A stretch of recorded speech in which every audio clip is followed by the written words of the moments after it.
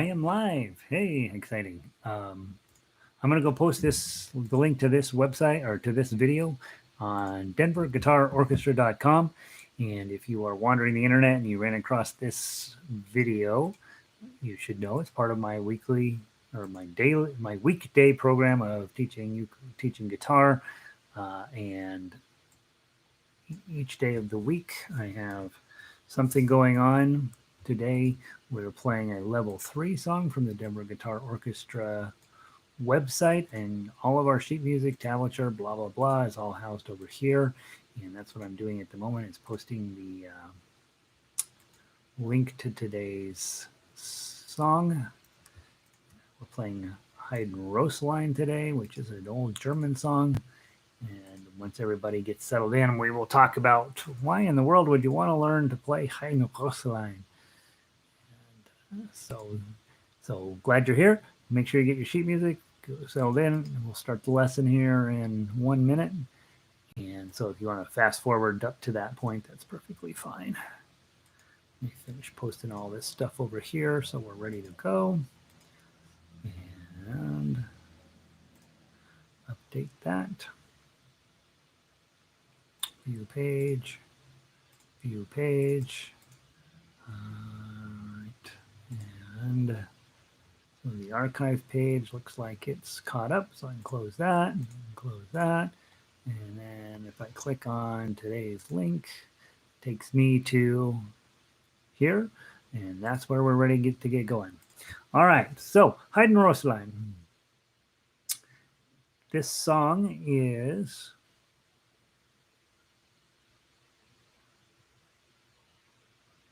a tune that I was introduced to by my neighbor, and she is now, I believe, 93 years old. She was born in Germany, and she immigrated from there to the United States in the 50s, and has been here ever since. And she loves music, and she's a piano player, and she and I get to chat about music on a regular basis. And Heidenröslein is one of those tunes that she just really enjoys, and I enjoy it. I think it was a family favorite, and it took me a little while to put it together the way that it's supposed to go. I have talked to a modern Austrian, and she said this is not how that song goes at all. But according to the way my friend Hilda says it, this is exactly how it goes. So there's obviously two schools of thought on how Heidenröslein goes, and it doesn't really matter. It matters that it has a great melody and a pretty straightforward chord structure, and so it's fun to play. I've introduced it to a lot of people here as part of our regular program. Lots of people say, hey, I really like that tune. And so I have a few people who use it as their warm-up, right? Hey, Pele, welcome in. Glad Pele is here today. Pele is one of our guitar orchestra members, a fine musician. She's been playing all different types of instruments her whole life, and she's been leveling up. Also, Arlo is here today. Arlo is now 60, 70, I don't know how old he is. Super many decades of guitar under his belt. He's 29, so it's weird that he has 60 years of experience. But he's also logged in today. Be here for a short time. I have a meeting in about 15. He's here for 15 minutes. He really only needs to be here for 2 to find out what song we're playing, and then he'll go out and kill it. And so, way better guitar player than I am. Again, a lot of times we're going to tackle songs you don't know, right? Nobody's thinking, I need to play Heidenröslein today. Even in Germany, nobody's thinking that. So we're lucky. We're going to put wherever you are, you're going to play the best version of Heidenröslein that gets played today. Run through the chords. I have no ability to sing German, and so I'm not even going to try, but let's make sure you know what all your chords are that you're supposed to do. Measure 1, you got an A chord. Dun, dun, dun. We're at level 3, so we probably are not really going to spend a ton of time talking about chords. 4, 3, 2. Those are the strings you use, all on the 2nd fret. Okay. Double check you're in tune. Sounds beautiful.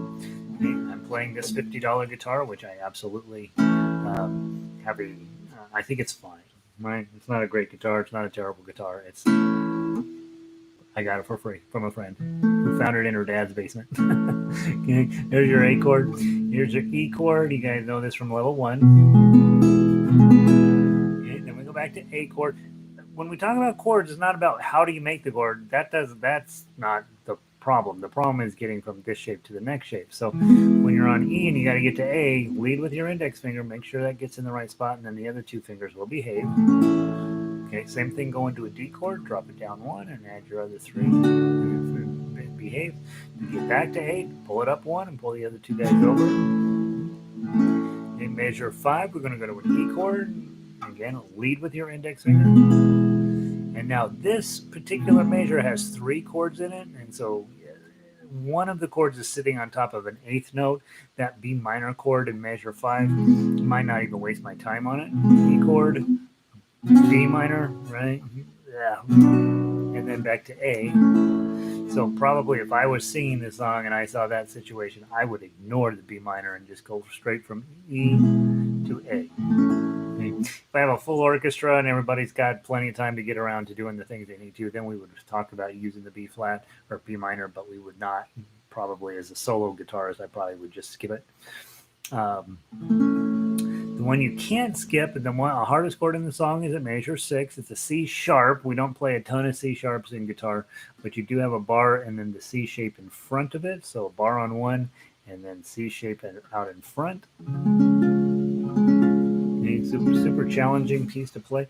If I would hold the guitar properly, it would make my whole life a whole bunch easier. And that's what you do to make a C sharp. But notice in the tough uke arrangement or tough axe arrangement, I'm not going to do anywhere near that much work. I'm going to put a 2 on the second string, a 1 on the first string, and a 3 on the what am I putting on? A 1 on the third string, a 2 on the second string, and a 3 on the fourth string. And then I'm not going to play that first string. That's all I'm going to need to get there. Dum, bum, bum. So that's all I'm doing in that section is that. In which you will notice, of course, if this is what the tough axe is calling for, it's just a bar with the C chord in front of it, but I'm not putting my pinky way out there. Okay, way too much work for one and a half beats in the song. Right? So I'm just gonna do, and hit those 3 strings and move on. Okay, so that's just the one shape on here you have to basically memorize. Okay, then from there we're gonna go to a D chord, so that's easy. Slide up and go back over here. Go back to the A chord, back to the E chord, and then again in measure 7, I have an A chord for an 8th note. So again, I have a tendency to skip chords like that. I think unless it's a song that I'm passionate about and I want to play this song every day, if there's an 8th note chord, I tend to skip them. But I do want to hit this B minor now at measure 8 because it's got introduces the chord there, or introduces the measure, so I like to get that one. And notice in the tough axe, I'm only using the A minor shape on 3 and just playing that part of the chord. Then I go to the A chord, go to the E7. Page 2, things mellow out and you can just roll through page 2 without a ton of problems. A chord for we're in 3, right? So it's 1, 2, 3, 1, 1, E chord, back to A, back to D, back to E, back to A, back to D, back to A, back to E7, and to A. And we're going to go back and play the song 3 times. Okay, when we come around the last time, the 3rd time through, we skip measure 14. We're going to play that E7 and then a couple of A's to wrap up the song. So the chord structure isn't terrible. There are, as always in level 3, there's always going to be the hard part or those couple of chords that are kind of a pain in the neck, and we are going to have to deal with those from time to time. Let's see. So those are your chords. Yeah, if you know you're German and you want to sing the song, feel free. I don't sing German and I don't sing well at all, so I'm not going to spend a ton of time on the chords. Uh, we really are working toward getting to chord melody always at this level. So let's play through the melody, make sure we know how that goes. And again, on the Denver Guitar Orchestra.com website, every single song we talk about has a little MP3 on there. And so when you go to the sheet music page, right at the top of the page is the MP3 player. You can scroll down until you find Heidenröslein, click on it, and it'll play.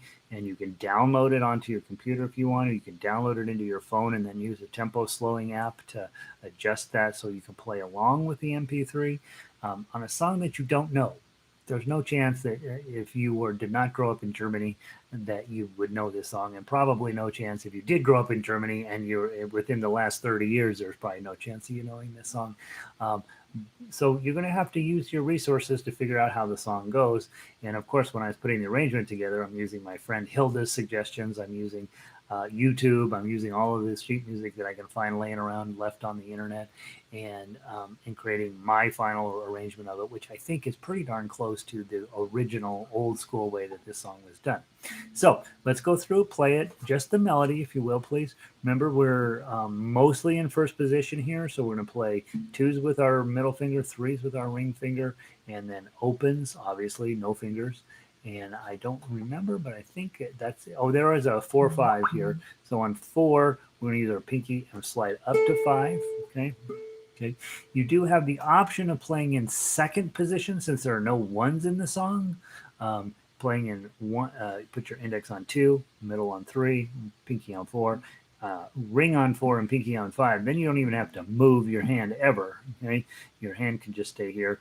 You're playing in second position, so you got to remember indexes means 2 in this case. Okay, so I'm going to try that. It's good for me too. I always have a tendency to forget that I'm playing in second position. Okay, so from the top, one, and we're in 6. I thought we were in 3. We're actually in 6. So that means there's 6 eighth notes in every measure.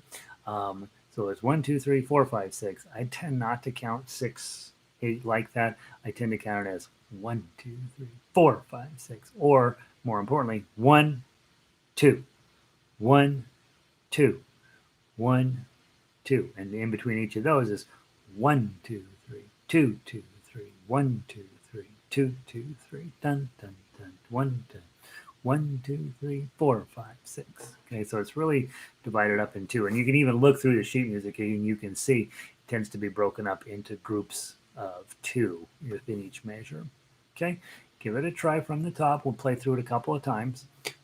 1, 2, 2, 2, oh, 3, 2, oh, oh, oh, 2, 2, 3, oh, 2, 2, oh, oh, 3, 2, 2, 2, oh, 2, 2, 2, 2, oh, 2, 3, 2, oh, page 2, 2, 2, oh, 3, 2, 2, oh, 2, oh, 2, 2, oh, 2, 4, 5, 5, 2, oh, 2, oh, 2, oh, 2. Let's play it again to the top. 2, 2, oh, 3, 2, oh, oh, oh. 2, 2, 3, oh, 2, 2, oh, oh, 3, 2, 2, 2, oh, 2, 2, 2, 2, oh, 2, 3, 2, oh, 2, 2, oh, 3, 2, 2, oh, 2, oh, 2, 2, oh, 2, 4, 5, 5, 2, oh, second ending, 2, oh, 2, and 2, just the first 4 strings, pinky up on 5, play all 5 strings. Really beautiful, really beautiful. Just a really nice melody. Old school, back when they actually wrote melodies into songs, and not particularly complicated chord structure. Really, really nice flow to the thing. It's beautiful, telling a little bit of a story. Don't know what it's about. Something about a rose, and then there's this moment where there's a lot of drama, and then it resolves itself. Very, very complete thought on this song. And if I remember right, and I certainly don't know much about German literature, German poetry, or German anything, but I believe Wolfgang von Goethe was a very important German poet, and I believe Heinrich Werner, who wrote the music for this, was also well thought of as a composer. And I believe what they did was take the Goethe poem, put it to music, and I believe the poem is about a guy comes along and he plucks the rose, but the rose has a thorn and it plucks him back, I think is what the poem is about. I could be 100% wrong, but that's in my mind what that's about. So let's now talk about tough acts. We're going to walk through every single moment in the song, make sure you know what you're supposed to do, and it's beautiful, beautiful piece. I tell you, every time I get to this, I'm like, I'm sorry more people don't know this song, because it's absolutely gorgeous, and the arrangement absolutely works. You got that one mean moment in measure 6. Everything else is pretty much duck soup. So let's go through it nice and slow. First of all, it's an A chord, so you grab your A chord, and you're going to play 4 strings, okay? And then you're going to hit that 2 again, and then you're going to play 5 strings. Slide your ring finger up to get the 3, and then slide it back to play the 2, and then very quickly move to the E chord, play 5 strings on your E chord, twice more. Okay, measure 3, you're going to go back to your A chord, hit the 2 and the 3, put your D chord on, but leave the first string open, then put the 2 down. Again, then go back to your A chord. Play all 5 strings of it. Okay, grab your E chord, the whole entire thing. Use your pinky to get the 3. And then an A chord. Hit the 2 again. Here's the hard one. Index goes back, middle drops down, ring goes up. Play just those 3 strings. 2 up. And then take this shape you're already holding and just slide it up 1 fret. So both of those go up a full fret, and then you're going to play 4 and 2. Okay, and that sounds cool, right? Dong. Okay, now you go grab your A chord. You're going to play 3 strings of the A chord. Hit the 2 2s again. Go grab an E chord. Play 5 strings. A chord. Grab an A minor shape on the 3rd fret. So your index finger's on the 3rd fret, and then an A minor shape, and then make sure you only play those 3 strings, or you're going to get some really cool sounds out of your guitar. Okay, that way you don't have to put a bar on there. This is going to come by so fast, we don't really need to spend a lot of time on it. So let's simplify it, make it easy to play, and then go back to the A, and then to the E7. Okay, on to page 2. A chord again, hit the 2 again, 5 strings of an A chord, ring finger, 3, 2, A chord, and then an E chord for, don't hit your first string, obviously rest stroking, and then go to 11, hit the 0, play the D chord, hit the 2 again, a full E chord, pinky on the 2, slide it up. I have been abandoning my E chord here when I go to the 4, because it's serving as a transition note to slide up to 5 and then add on your fancy A chord. Okay. So that's the high point of the song. change to a D chord. Try not to let your pinky get too far away. This is the hardest moment in the song in terms of just skills, muscle sense. You have to have your D chord on. You have to have your pinky up here. It's beautiful, but it does take a long time for your pinky to get comfortable with that. If that's not going to happen, okay, you got your D chord, your pinky. If that's never going to happen, trade your middle finger out for your ring finger. So now I'm on index, middle, and pinky. Same thing, I just am no longer using my ring finger there. And finally, if that's not going to happen, put your index finger on 2, pinky, index finger, 2nd string, 3rd fret, pinky here, and just play those 2 strings. You can't play everything else because it'll end up sounding too cool.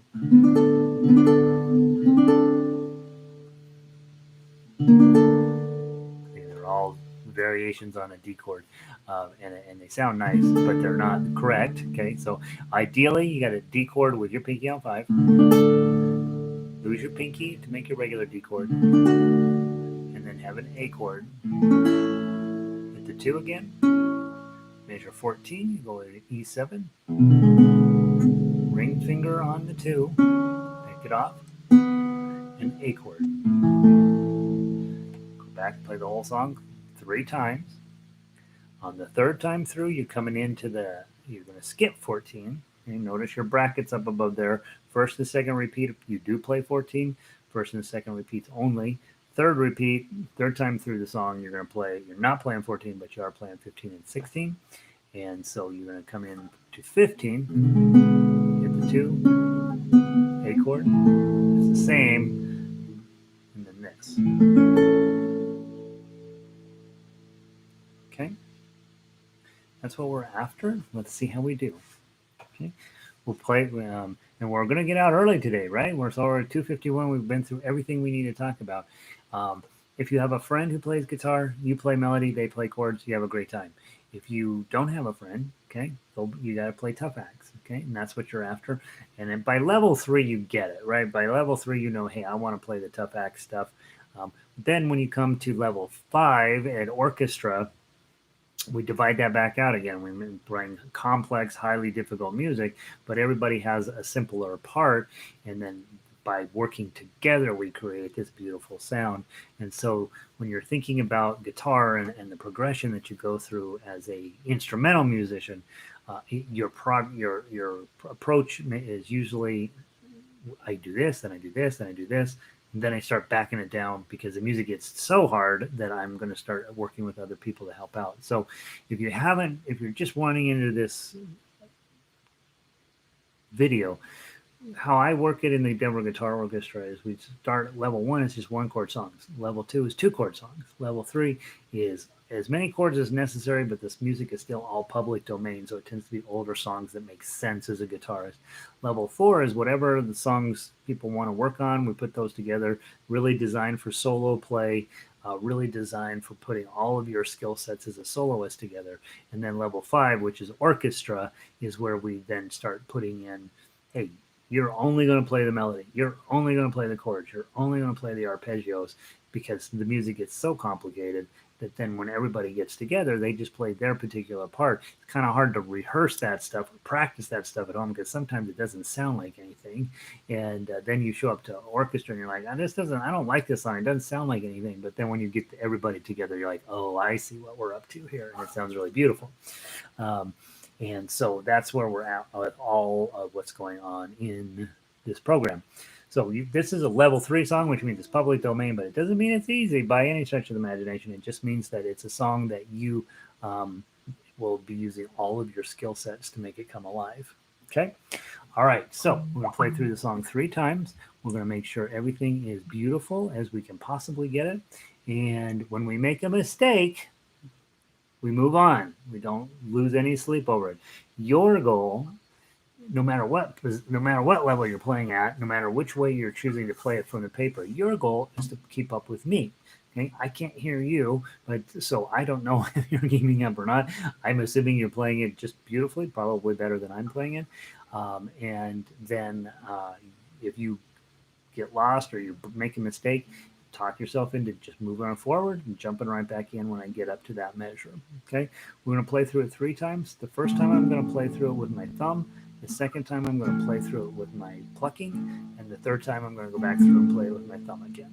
Okay, I think it sounds so beautiful with this thumb down thing on this thing. But the second time through, because I like to always stay current with my practice, I want to be playing it with plucking as well. Here we go. From the top, 1, 2.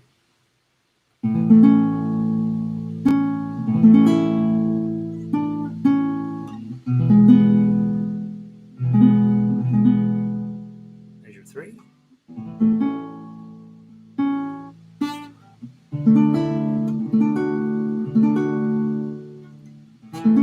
Measure 5.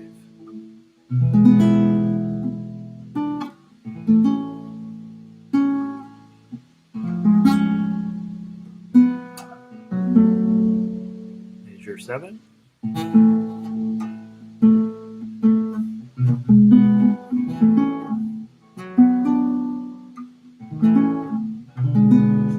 Page 2.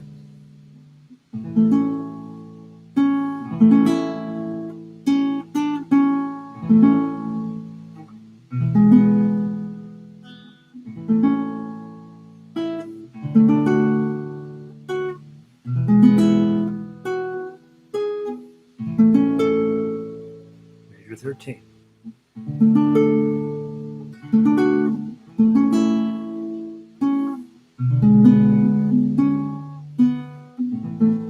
Go back to the top. Here we go. Play.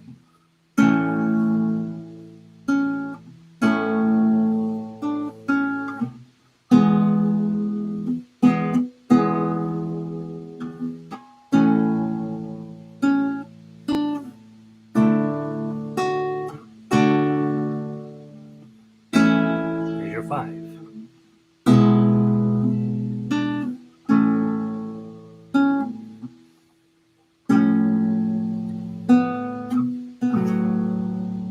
Measure 7.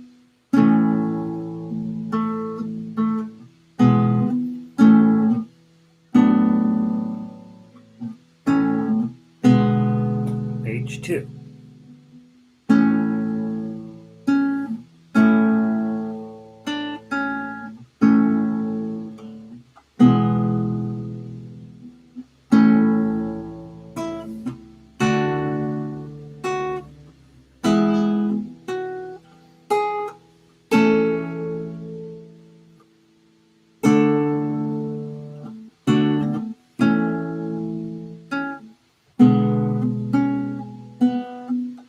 Back to the top. Last time through. Here we go.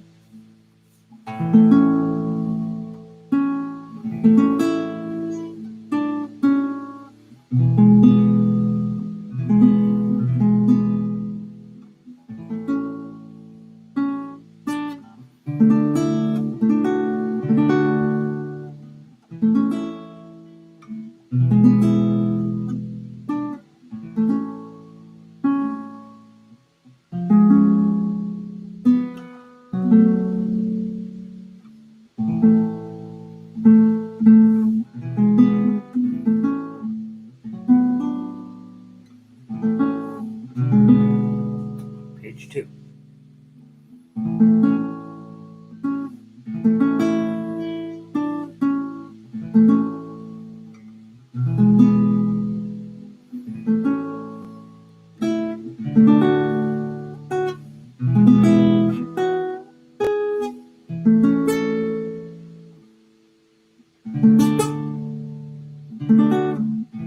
Second ending.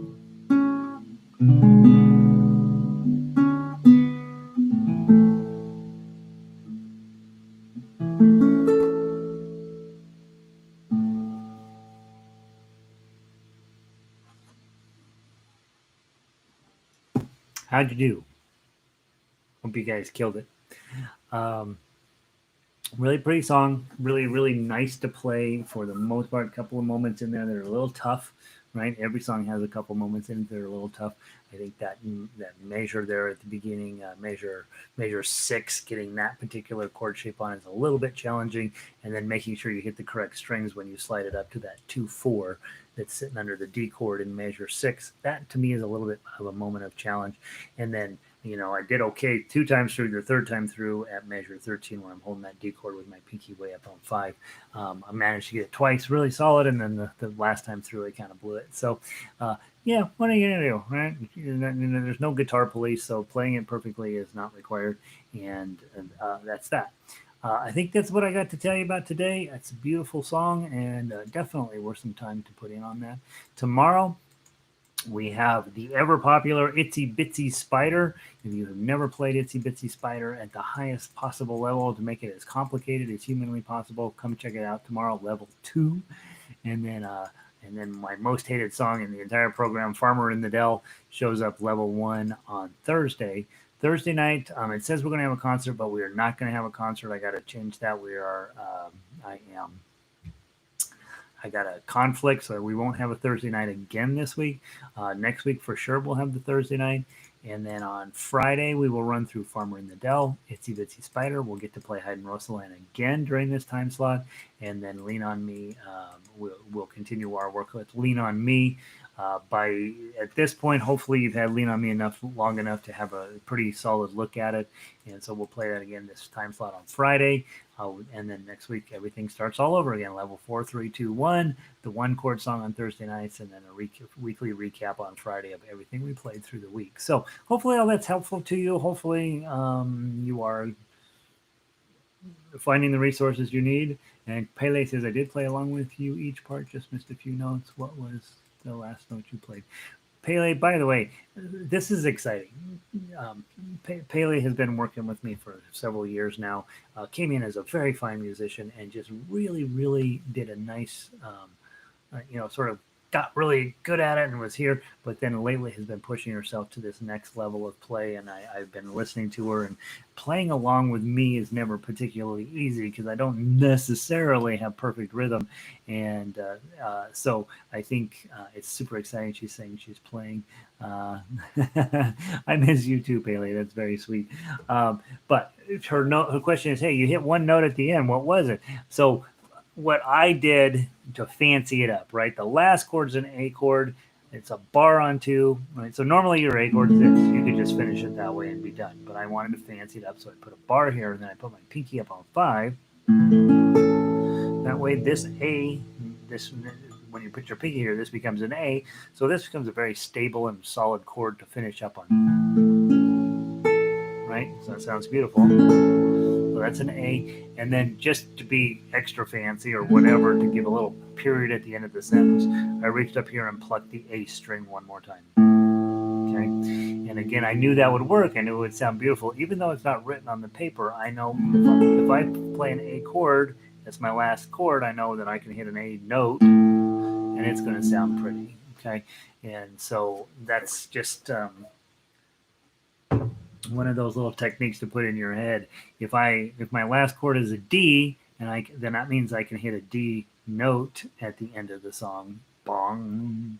Or if the last chord's an A, strum and hit an A string, and then of course E is your other one, right? So you can obviously do anything, and then just hit this. That's the name of the chord as a last note, to just sort of put a period on the end of the sentence. It sounds nice. So there you go, Pele. Pele, I miss seeing you too. We're going to get together again someday down the road when it's safe. And so, guys, seriously, it's not safe out there. So just be really careful what you do and how you think, and get your news from science, not from the entertainment shows called the news on television, and certainly not from your politicians. Go to science and figure out what you're supposed to do. It is a brutal time in our world, and I think that it would be better if you were alive and feeling great than if you were not. So have a wonderful night, you guys. I will see some of you down the road. Again, every day this time slot, we're playing guitar, and so hopefully we're getting some benefit from it. Have a great night. I will see all of you later.